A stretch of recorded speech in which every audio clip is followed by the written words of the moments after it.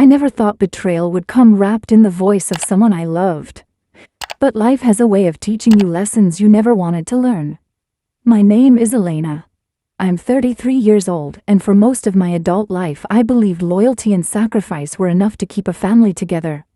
I gave my heart, my youth, and my trust to people who swore they would stand by me.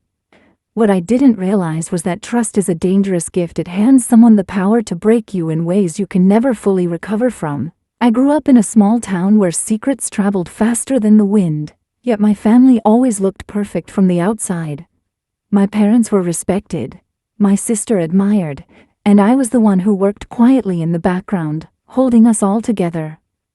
My father used to tell me, "You're the strong one, Elena, the one we can always rely on." I carried that like a badge of honor, not knowing it was a burden that would one day crush me. By the time I was 28, I had built a steady career, owned a modest home, and was engaged to Daniel, the man I thought would protect me from life's storms. He was charming in public, gentle in private, and always told me how lucky he was to have someone who understood him. For years I wore his compliments like armor, believing I was irreplaceable in his world. But even armor cracks when the blows keep coming. It started small, late nights at work that stretched into weekends, excuses about business trips, whispers I pretended not to hear. My younger sister Marissa always had a way of inserting herself into Daniel's attention. She was only 2 years younger than me, radiant, where I was steady, reckless, where I was careful. People loved her instantly, while I was the one they leaned on, but rarely celebrated. I noticed the way Daniel's eyes lingered on her laughter longer than on my silence.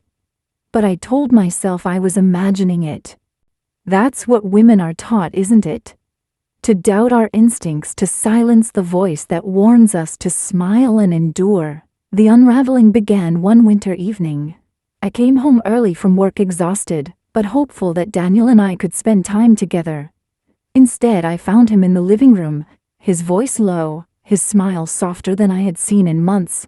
He wasn't speaking to me. Marissa sat across from him, barefoot, her hair spilling across her shoulders, looking at him like he was the only man in the world. My presence broke the moment, and they pulled away like guilty children. I wanted to scream, but I swallowed it. That night when Daniel kissed my forehead, I felt cold seep into my bones. I told myself they were just close, that blood and love would never cross that line. But the truth has a way of slipping through cracks, no matter how tightly you seal them. I started noticing details, the matching bracelets they swore were just coincidence, the text messages Daniel quickly deleted, the way Marissa always seemed to show up when he was free, and vanish when I wasn't home. Each piece piled onto the other, until the weight became unbearable. The confrontation came weeks later, unplanned, but inevitable. Daniel had just returned from a supposed work trip. He smelled of perfume that wasn't mine. When I asked him about it, his eyes darted, searching for an alibi that didn't exist. Marissa arrived minutes later, flustered, her blouse buttoned wrong, her cheeks flushed. The silence between us said more than words ever could. When I demanded the truth, Daniel looked me in the eye and said words that shattered me. "You can't touch what's mine, Elena. It's all mine. Your family, your trust, even your sister. You gave it all to me." I couldn't breathe. Betrayal tastes metallic, like blood in your mouth. It stings your eyes and burns your throat. At that moment I realized I had lost more than a fiancé. I had lost the family I thought would protect me. But what Daniel didn't know was that he hadn't won. Not yet. Pain has a way of planting seeds of fury, and betrayal can turn even the quietest woman into a storm. I didn't scream, I didn't cry. I simply looked at both of them. My sister avoiding my eyes, Daniel smirking like he'd conquered me, and I felt something deep within me shift. I decided in that moment I would not be their victim. If they wanted to play with fire, then I would become the flame. The night after Daniel's confession, I lay awake staring at the ceiling, my body heavy with shock, my chest hollow. Marissa's laughter still rang in my ears like a cruel echo, and Daniel's smug tone replayed again and again. "It's all mine. He hadn't just stolen my trust, he had declared ownership over the very pieces of my life I had built with my own sacrifices. I tried to cry, but the tears refused to come. Instead, something colder settled into me, something sharper. It was as though the betrayal had carved out the woman I used to be and left behind only the bones of rage and resolve. I knew if I stayed another night in that house, I would lose myself completely. So at dawn I packed a single bag, took my grandmother's old locket from the nightstand and left. My parents were no comfort when I went to them. My mother, ever the peacemaker, begged me not to overreact. She told me men made mistakes, that sisters sometimes competed without meaning harm. My father simply looked tired, as though my pain was an inconvenience. That was when the second betrayal struck harder than the first, realizing the family I had given my life to would rather silence me than confront the truth. I rented a small apartment across town, just one room with peeling wallpaper and creaking pipes. It wasn't much, but it was mine. For weeks I went to work like a ghost, nodding at colleagues, smiling when I had to, but collapsing in silence when I was alone. My body moved through life, but my heart was buried under rubble. Then one afternoon I got a call from my Aunt Celia. She was my mother's estranged sister, the one everyone called difficult and dramatic. I hadn't spoken to her in years. "Elena," she said, her voice low and urgent. "There are things you don't know. About Daniel, about your father, about why your mother is protecting them." At first I thought grief had made me paranoid, but Celia invited me to her house, and when I arrived, she slid a box across the table. Inside were old documents, faded letters, and photographs that made my hands tremble. Bank accounts under Daniel's name, but funded by my father's company. Letters from my mother to Marissa, warning her to keep Elena calm no matter what. And then the most damning of all, a will, my grandmother's will. The locket I had taken with me wasn't just sentimental, it was a key, literally. Celia showed me a hidden compartment inside it that contained a tiny folded note. "The estate belongs to Elena. Do not trust Daniel." My breath caught. For years I had believed my family's wealth and properties were divided fairly, but the documents revealed otherwise. My grandmother had left everything to me, not to my father, not to Marissa. She must have known the kind of greed that lived in their hearts. But my parents had hidden the truth, rewriting the narrative, letting me believe I was the dependent one, while they siphoned what was rightfully mine. Daniel knew. That's why he had said those words with such venom. "You can't touch my money." He had been living off me all along, building his security on a foundation my grandmother had meant for me. And Marissa, my own sister, was his willing accomplice, trading loyalty for the promise of a life cushioned in stolen wealth. I felt my chest tighten, not from grief this time, but from clarity. The betrayal wasn't just personal, it was systemic, generational. I was standing on the edge of a pit dug long before I was born, and they had all been waiting for me to fall into it. But I wouldn't, not anymore. Celia leaned forward, her eyes fierce. "You have a choice, Elena. You can stay silent, let them strip you of everything, or you can fight.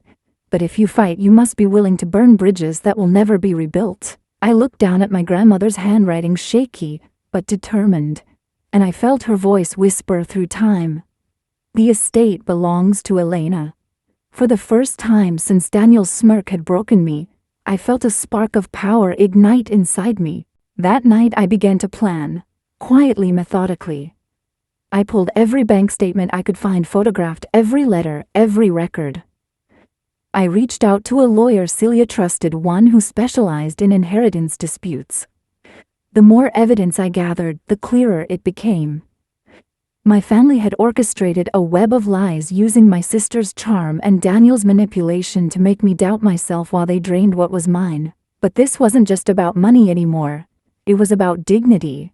About reclaiming the years I had spent being told to be silent, to be the strong one, the reliable one, the one who absorbed pain so others could thrive. I swore to myself that when this was over, Daniel and Marissa wouldn't just lose me, they would lose the very foundation they had built their lives on. Revenge wasn't about anger anymore. It was about justice.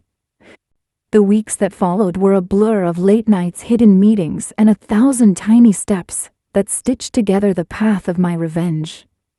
Every time I sat in my lawyer's office, spreading those papers across the polished mahogany table, I felt the ghosts of my family's lies unraveling thread by thread. My lawyer, Ms. Ramirez, was sharp, relentless, and utterly unfazed by the storm I carried into her office.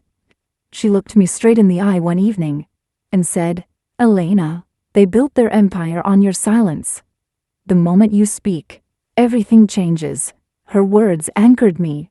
For the first time in years, I felt like I wasn't the one begging to be heard. I was the one who would decide when and how the truth exploded. But secrecy is heavy, and carrying it while facing my family daily was torture. My mother called me constantly, her voice dripping with artificial sweetness. "Elena, your sister misses you. Can't you come to dinner? We can work this out as a family." Family. The word had become poison. Every time she said it, I remembered the will, the hidden accounts, the smugness in Daniel's voice. My father avoided me entirely, as though pretending I didn't exist would erase the threat I posed. And Marissa, oh Marissa, she sent texts late at night. "You don't understand, Elena. Daniel loves me. He chose me. Stop trying to ruin it, as if I hadn't been the one left ruined first." Still, I stayed quiet. The lawsuit was being prepared in silence, a weapon I would unleash when it mattered most. In the meantime, I kept my mask on. At work, I smiled. With friends, I pretended I was moving on. But inside, I was sharpening every blade of truth I had gathered. Then came the night that nearly broke my resolve. My father invited me to his office under the guise of talking things through. I should have known it was a trap. When I arrived, Daniel was already there, leaning casually against the desk like he belonged in that room. Marissa sat in the corner, her arms crossed, eyes defiant but nervous. My father gestured for me to sit. "Elena," he began, "you've been emotional. We understand that. Betrayal hurts. But this path you're going down, digging through old papers, stirring up nonsense, will only destroy this family." I laughed bitterly. "Destroy the family? You already did that the moment you lied about grandmother's will." Marissa flinched. Daniel's jaw tightened. My father's face hardened. "You don't know what you're talking about," he said coldly. "Oh, I do," I shot back, my voice shaking with fury. "I know the estate belongs to me. I know you let Daniel live off funds that weren't his. I know you've all been smiling in my face while carving me out of my own bloodline." For a moment, silence filled the room like thick smoke. Then Daniel leaned forward, his lips curling into that same smirk that had haunted me since that night. "You really think anyone will believe you, Elena? You're fragile. You always have been. That's why your parents protected you. That's why Marissa had to step in. You're not built for this world." The words sliced through me, but instead of bleeding, I burned. I stood meeting his eyes with a calm I didn't even recognize in myself. "You're right, Daniel. I'm not built for lies, for theft, for betrayal. I'm built for truth. And when the truth comes out, it will bury you." I walked out before they could respond, but I heard Marissa's voice chasing me down the hallway. "Elena, please. You don't know what you're doing." Oh, but I did. The day of the court hearing arrived faster than I expected. I dressed in black, not for mourning but for armor. Ms. Ramirez walked beside me into the courtroom, her presence steady and fierce. Across the room sat my parents, stiff and cold, Daniel with his smug expression, and Marissa looking pale, her hands trembling as she clutched Daniel's arm. The evidence spoke louder than I ever could. The will in my grandmother's handwriting. The bank transfers. The letters. Each piece was a nail in the coffin of their lies. I watched as Daniel's confidence cracked, as my father's face reddened, as my mother dabbed her eyes with a handkerchief that could no longer hide her shame.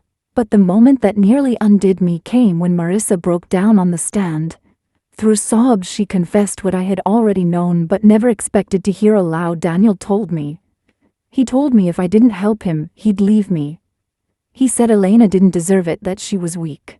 I wanted someone to choose me for once." Her words stabbed deeper than any betrayal.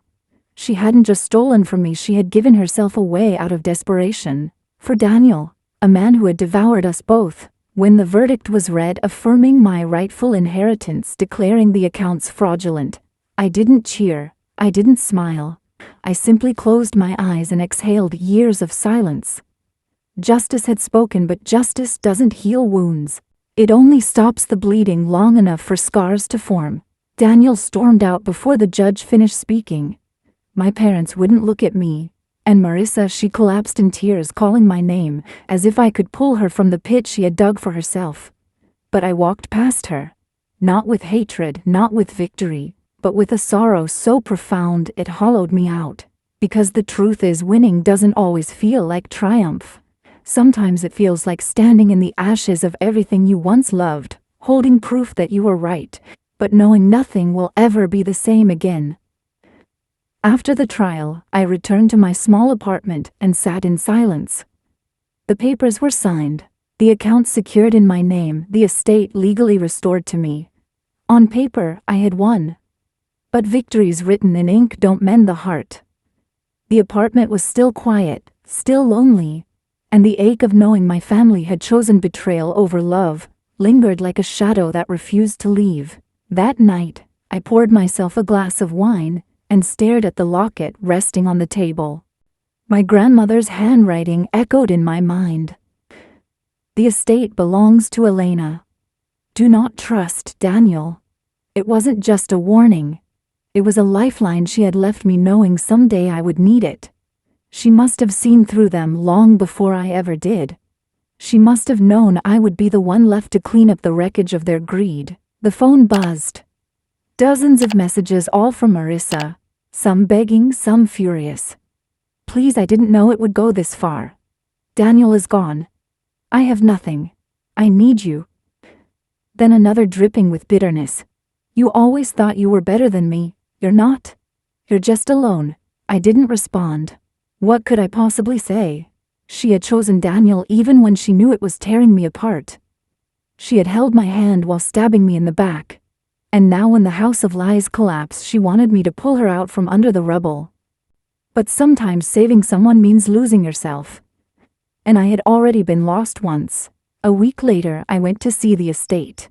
My grandmother's house sat on the edge of town, its tall windows catching the light of the setting sun. The keys felt heavy in my hand, as though they carried not just entry, but responsibility.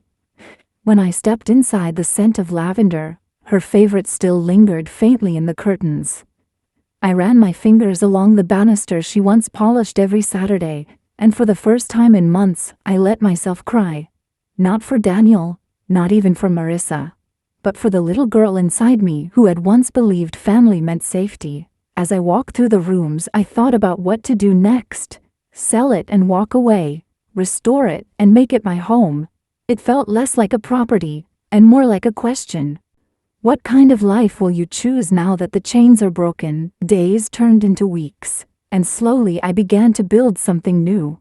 I poured my energy into the estate, renovating one room at a time.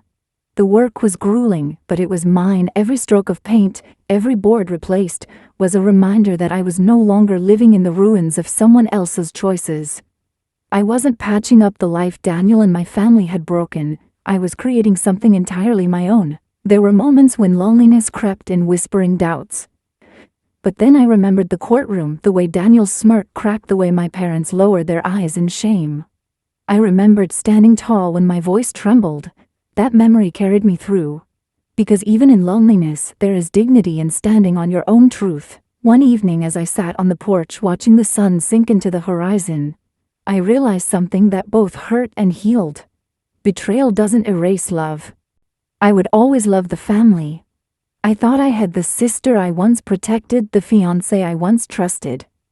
But love built on lies is not love at all. It is dependency, convenience, survival. And I was done being someone's convenience. Marissa tried one last time. She showed up at the estate unannounced, her face drawn, her clothes wrinkled, her eyes hollow. "Elena," she whispered, standing at the gate. "Please let me in. I have nowhere else to go." I looked at her through the iron bars, my chest tightening. For a moment, I saw the sister I had grown up with. The girl who used to braid my hair, the child who used to crawl into my bed after nightmares. But then I saw the woman who had chosen Daniel, who had laughed in the glow of my fiancé's attention, while my world fell apart. "I can't," I said softly, my voice breaking. "Not this time, Marissa." Her tears fell, but I didn't open the gate. She turned and walked away, her figure shrinking into the dusk, and with each step she took, I felt the weight lift from my shoulders. Some doors must stay closed no matter how much the heart aches to open them. Now months later, the estate is mine again, not just legally but spiritually. I walk its halls with pride, not sorrow. I've planted a garden out back, filled it with roses and lilies, the flowers my grandmother loved. And when the wind carries their fragrance into the house, I feel her presence reminding me that I am stronger than the betrayal that tried to destroy me. Here's the truth. I've come to accept. Sometimes family betrays you. Lovers abandon you. And the life you thought was yours crumbles beneath your feet. But from the rubble you can build again. Not what you lost, but something better, something honest, something that belongs entirely to you. So if you're listening to my story tonight, remember this. When someone shows you who they are, believe them. When they take your trust and twist it, let them go. And when the storm clears, do not stand in the ruins begging for what was. You have the power to build anew. If my story moved you, if you've ever felt the sting of betrayal and the slow rise of strength afterward, please like this video, share it with someone who needs to hear it, and subscribe to my channel. I want to hear your stories too. Leave me a comment below, because healing begins when we no longer suffer in silence.